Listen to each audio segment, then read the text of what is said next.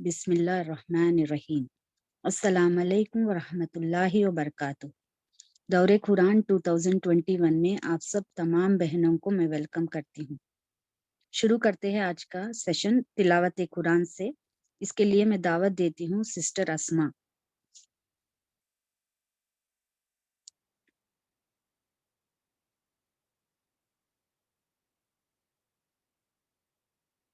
Sister अस्मा नवीन।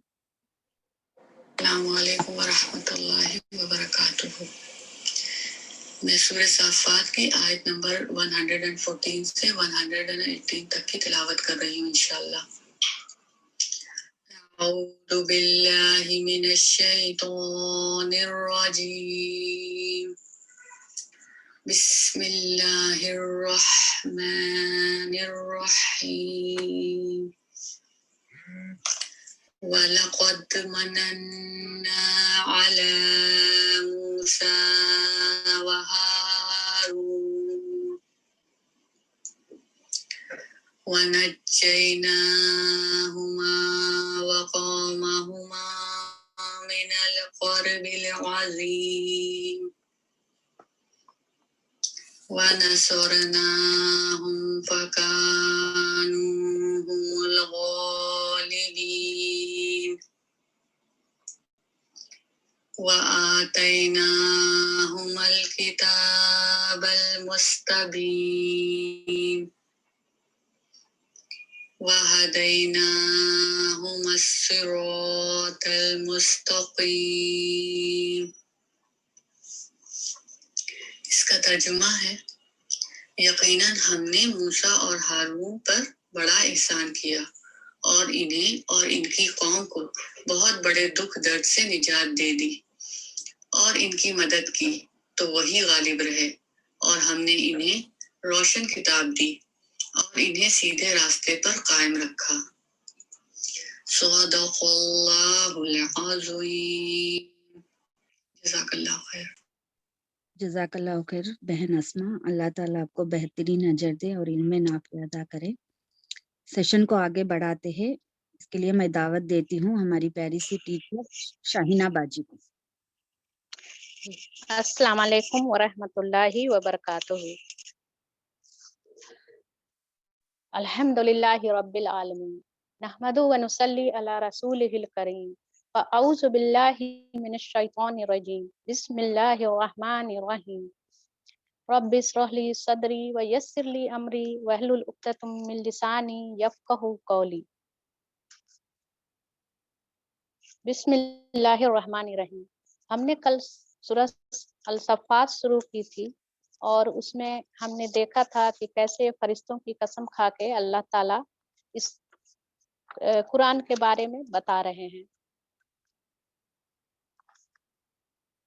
और साहब साकिब का जिक्र था और फिर से अंबिया अलैहिस्सलाम के बारे में जिक्र था और दोजक और जन्नत के बारे में उसके मंजर कशी हमने देखी। यहाँ पे अंबिया अलैहिस्सलाम का जिक्र आयत 75 से 148 तक अल्लाह ताला ने इस सूरह में किया है और इसमें उन नबियों की सभी क्वालिटीज बताई हैं। हमने पहले सूरतों में भी देखा है, लेकिन यह इसमें जो आयतें हैं वो अलग अंदाज में बयान की गई हैं और अल्लाह ताला ने उन सभी नबियों पर सलाम भेजा है। आयत नंबर 114 से हम शुरू करते हैं। बिस्मिल्लाहिर्रहमानिर्रहीम। और हमने मूसा व हारून पर एहसान किया, उनको और उनकी कौम को कर्बे अजीम से निजात दी। कर्बे अजीम से मतलब कोई बहुत ही शदीद और बहुत ही सख्त मुसीबत जब पड़ी हो तो और उससे दिल को काफी तकलीफ पहुंचती है, उसको कर्बे अजीम कहते हैं। और यहाँ इस आयत में ये मतलब है कि जो मुसीबत फिरौन और उसकी कौम की तरफ से था उसको अल्लाह ताला ने दूर किया और मूसा और हारून अलैहिस्सलाम पे उस एहसान को किया। उन्हें नुसरत बख्शी जिसकी वजह से वही गालिब रहे, उनको निहायत वाज़े किताब अता की, उन्हें राह रास्त दिखाई और बाद की नस्लों में उनका जिक्र खैर बाकी रखा।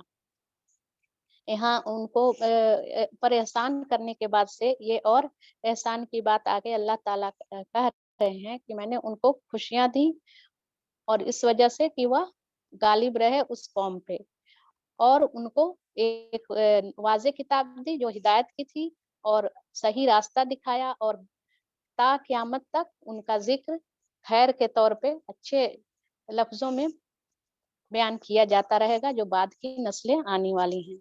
सलाम है मूसा और हारून पर, हम नेकी करने वालों को ऐसे ही सज़ा देते हैं। दर हकीकत वह हमारे मोमिन बंदों में से थे।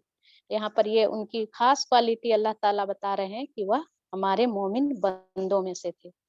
और इलियास भी यकीनन मुरसलीन में से था। याद करो जब उसने अपनी कौम से कहा था कि तुम लोग डरते नहीं हो। हजरत इलियास अलैहिस्सलाम जो थे वो भी बनी इसराइल से ही नबी थे, और उनका जिक्र कुरान मजीद में सिर्फ 2 मुकामात पर ही आया है। एक यह है और दूसरा सूरह अनाम में भी उनका जिक्र आया था। उनके बारे में बहुत कुछ कुरान से हमें पता नहीं चलता है, लेकिन बाइबल में उनके बारे में बहुत डिटेल दी गई है। वो जुलाद के रहने वाले थे जो कि आजकल उर्दून में है, और वह वहाँ पे उनकी बस्ती थी जहाँ जो दरियाई यरमूक के साउथ में था। आगे अल्लाह ताला इलियास अलैहिस्सलाम के बारे में क्या बता रहे हैं। उन्होंने दावत दी थी कि क्या तुम बाल को पुकारते हो और अहसनुल खालिकीन को छोड़ देते हो। बाल जो था वो एक देवता था जिसको उनकी कौम के लोग पूजते थे, और उसके एगेंस्ट में वो तौहीद की दावत पेश कर रहे हैं और कह रहे हैं कि तुम उस देवता को पुकार रहे हो और अहसनुल खालिकीन को छोड़ दे रहे हो। अहसनुल खालिकीन कौन है? हमारा रब है जो सबसे अच्छा, सबसे बेहतरीन खालिक है। इसका मतलब यह नहीं है कि दूसरे भी खालिक हो सकते हैं। दूसरे लोग हैं तो जोड़-जोड़ की चीजें बनाते हैं, लेकिन अल्लाह के बराबरी में हम किसी को खालिक नहीं कर सकते हैं। किसी चीज को अदम से वजूद में लाना सिर्फ और सिर्फ अल्लाह ताला का ही काम है। खालिक अल्लाह ताला के सिवा कोई नहीं है। उस अल्लाह को जो तुम्हारा और तुम्हारे अगले पिछले आबा व अजदाद का रब है, उनको तौहीद की दावत दे रहे हैं कितने अच्छे अल्फाज में, मगर उन्होंने उसे झुठला दिया। सो अब यकीनन वह सजा के लिए पेश किए जाने वाले हैं, बजज उन बंदगाने खुदा के जिनको खालिस कर लिया गया है। और इलियास का जिक्र खैर हमने बाद की नस्लों में बाकी रखा। सलाम है इलियास पर, हम नेकी करने वालों को ऐसी ही सजा देते हैं। यहाँ आयत नंबर 130 में इल यासीन लिखा हुआ है, सलामुन अला इल यासीन। यह भी बताया जाता है कि इलियास अलैहिस्सलाम का एक नाम, दूसरा नाम भी था। आयत नंबर 132, वाकई वह हमारे मोमिन बंदों में से थे। और लूत अलैहिस्सलाम भी उन्हीं लोगों में से था जो रसूल बनाकर भेजे गए हैं। याद करो जब हमने उसको और उसके सब घर वालों को निजात दी, सिवाय एक बुढ़िया के जो पीछे रह जाने वालों में से थी। वह कौन थी? आप सब जानते हैं और हम भी जानते हैं। कितनी बार इस वाक्य को हम पढ़ के गुजर चुके हैं। फिर बाकी सबको तहस नहस कर दिया। आज तुम शब व रोज उनके उजड़े दियार पर से गुजरते हो, क्या तुमको अकल नहीं आती? इशारा उसकी तरफ है कि जो भी जो ट्रेड करते थे और जो बिजनेसमैन जाते थे शाम व फिलिस्तीन की तरफ, तो उसी जगह से गुजर के जाते थे जहां लूत की कौम को तबाह किया गया था और वो उसको पलट दिया गया था। और बताया जाता है कि वो डेड सी में उनकी बस्तियां, बाद में रिसर्च के जरिए से कुछ बस्तियों का पता चलता है, तो लोग बताते हैं कि कौम लूत की बस्तियां थी। आयत नंबर 139, और यकीनन यूनुस अलैहिस्सलाम भी रसूलों में से था। याद करो जब वह एक भरी कश्ती की तरफ भाग निकला तो फिर कुरान अंदाजी में शरीक हुआ और उसमें मात खाई। आखिरकार मछली ने उसे निगल लिया और वह मलामत जदा था। अब अगर वह तस्बीह करने वालों में से न होता तो रोजे क़यामत तक उसी मछली के पेट में रहता।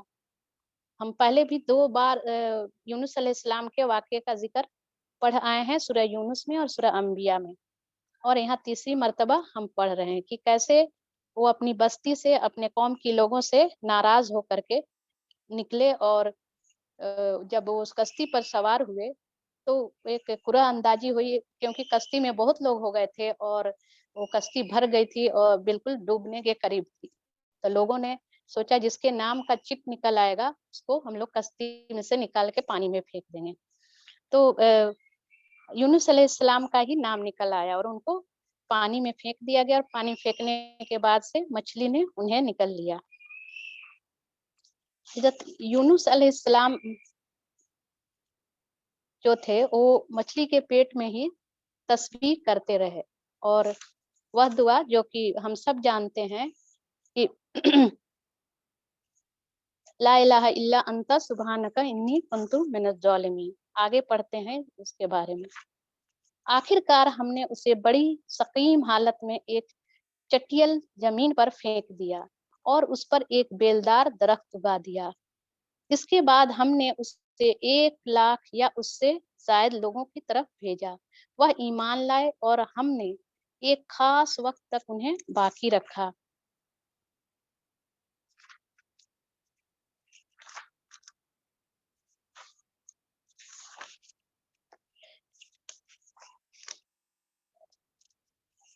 यहाँ पे यूनुस अलैहिस्सलाम की एक क्वालिटी बताई गई है कि अगर वह तस्बीह करने वालों में से ना होता तो रोजे क़यामत तक उसी मछली के पेट में रहता।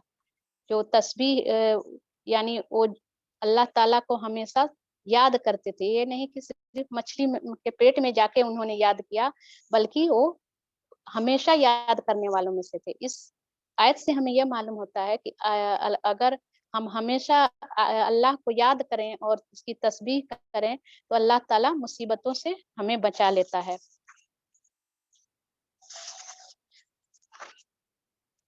आयत नंबर 149। फिर जरा उन लोगों से पूछो, क्या उनके दिल को यह बात लगती है कि तुम्हारे रब के लिए तो हो बेटियां और उनके लिए हो बेटे? ये अकीदे की, जो कि पहले बुतों के अकीदे की बात की गई है, अब ये फरिश्तों के तरफ अकीदे जो थे कुरैश मक्का के, उनके बारे में बात हो रही है। क्या वाकई हमने मलाइका को औरतें ही बनाया है और ये आंखों को देखी बात कह रहे हैं? खूब सुन रखो, दरअसल यह लोग अपनी मनगढ़ंत से ये बात कहते हैं कि अल्लाह औलाद रखता है, और फिल वाक़या यह झूठे हैं। क्या अल्लाह ने बेटों के बजाय बेटियां अपने लिए पसंद कर ली हैं? तुम्हें क्या हो गया है? कैसे हुक्म लगा रहे हो? क्या तुम होश में नहीं आते? या फिर तुम्हारे पास अपनी इन बातों के लिए कोई साफ सनद है तो लाओ अपनी वह किताब, अगर तुम सच्चे हो। किसी भी बात की को जो कि शरीयत के मुताबिक नहीं है या उसका कोई वजूद नहीं है, तो उसके लिए दलील की जरूरत होती है। इसलिए अल्लाह ताला फरमा रहे हैं कि अगर तुम सच्चे हो तो लाओ अपनी वह किताब जहाँ की ये बात लिखी हुई है कि फरिश्ते अल्लाह की बेटियां हैं।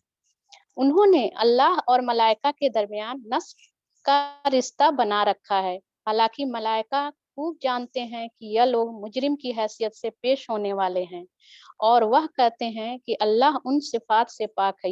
ये फरिश्ते के जरिए से अल्लाह ताला ने इनायतों को रखा है कि वो लोग भी जानते हैं अल्लाह के बारे में कि अल्लाह उन सिफात से पाक है जो उसके खालिस बंदों के सिवा दूसरे लोग उसकी तरफ मंसूब करते हैं। बस तुम और तुम्हारे यह माबूद अल्लाह से किसी को फेर नहीं सकते मगर सिर्फ उसको जो दोजख की भड़कती हुई आग में झुलसने वाला हो।